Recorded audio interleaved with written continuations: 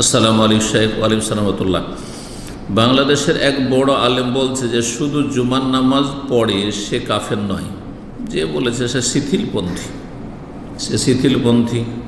জি, কিছু কিছু মযহাবে এই ফতোয়া রয়েছে যে নামাজ না পড়লেও কাফের বলা যাবে, নামাজ না পড়লেও জুমা কেন, নামাজ না পড়লেও কাফের বলা যাবে না, অন্য কোনো আমল থাকলেই হবে। কিন্তু এরা শিথিলপন্থী। এদের ফতোয়া মরজিয়াদের দিকে চলে যাচ্ছে। মুসলিম জীবনে প্রথম কাজই হচ্ছে 5 ওয়াক্ত সালাত। যে নামাজ পড়ে তার আল্লাহর সাথে কি সম্পর্ক আছে? কোনো সম্পর্ক নেই। এই জন্য মাসলায় ইখতিলাফ, দ্বিমত রয়েছে।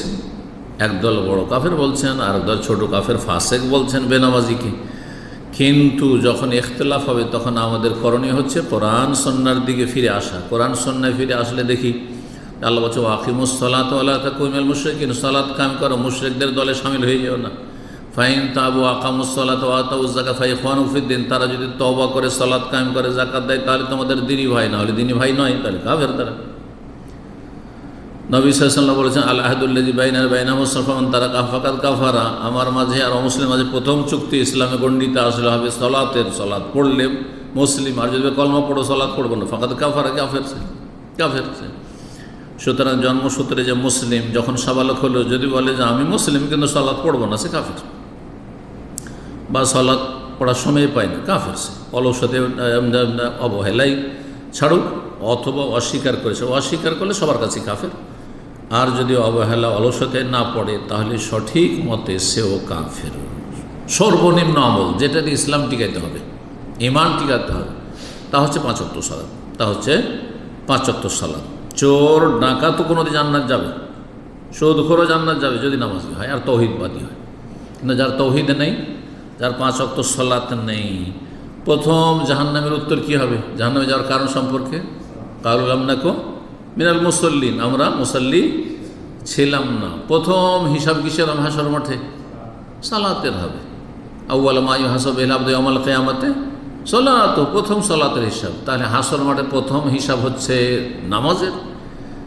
আর জাহান্নামীদের চলে যাওয়ার পরে তাদের জিজ্ঞাসা করে জান্নাতীরা যে মা সালাকাকুম ফি সাকার, কী ব্যাপার? একই গ্রামের মানুষ, একই কোম্পানির মানুষ, একই জায়গায় থাকতাম, একসাথে কলেজে ইউনিভার্সিটিতে লেখাপড়া করেছি, বন্ধু মানুষ ছিলে, দেখা সাক্ষাৎ হইতো, জাহান্নামে কেন? বলবে লাম নাকু মিনাল মুসাল্লিন, বলবে না আমরা সুদখোর ছিলাম, ঘুষখোর ছিলাম, চোর ছিলাম, ডাকাত ছিলাম, খনি ছিলাম, জেনাকারী ছিলাম, মদখোর ছিলাম, এসব বলবে না। ওগুলো পরে, ওগুলোর জন্য জাহান্নামে যেতে হবে।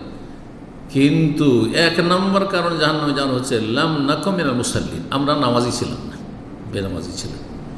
আর যে 5 ওয়াক্ত নামাজ পড়ে না, শুধু জুম্মা পড়ে, তাকে কেউ নামাজি বলে না। বেনামাজিও নামাজি বলে না তাকে।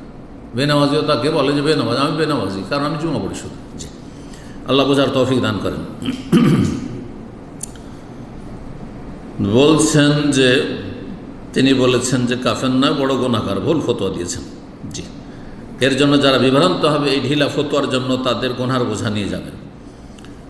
আপনি বলেছেন কাফের, স্পষ্ট করা হাদিস দিয়ে ব্যাখ্যা করবেন। ব্যাখ্যা করলাম আর পড়তে বলছি কি হুকম তারিকিস সালাহ, আল্লামা ইমাম শেখ মোহাম্মদ ইবনে সালেহ উসাইম রাহিমাহুল্লাহর কিতাব, বাংলায় অনুবাদ আমি প্রথম করেছি এবং লক্ষ লক্ষ কপি ছেপেছে এবং বিতরণ হয়েছে সৌদি আরব থেকে এবং আরবের অন্যান্য দেশ থেকে। এই কিতাবটি অবশ্য পড়বেন, তাতে কোরআন হাদিসের সব দলিল মজুদ রয়েছে। আল্লাহ বোঝার তৌফিক দান করেন।